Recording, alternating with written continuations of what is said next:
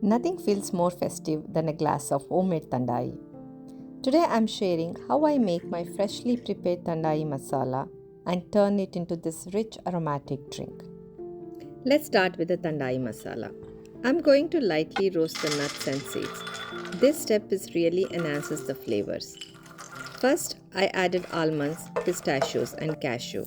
Then, while stirring gently, I added fennel seeds, watermelon seeds, poppy seeds, and black peppercorns.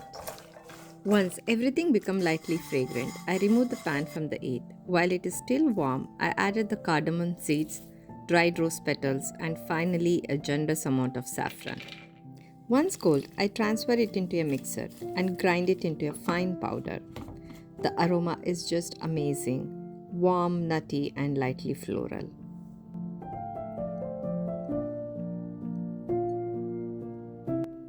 Let's prepare the thandai milk.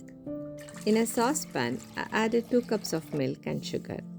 As the milk begins to warm, I added 3 tablespoons of freshly prepared thandai masala. I gently stir and allow it to simmer so the flavors infuses nicely into the milk. I like to simmer it this way because it gives a deeper, richer taste.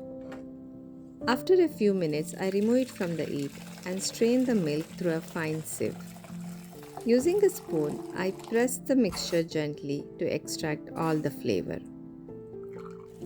Then I cover it and let it chill in the refrigerator.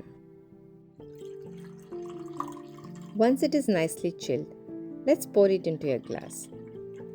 Add some ice and sprinkle crushed pistachios and rose petals on top. And it is ready to enjoy. This homemade thandai is creamy, fragrant, and perfect for any festive celebration. Cheers. Thank you so much for watching. If you enjoyed this recipe, don't forget to like, share, and subscribe for more festive recipe.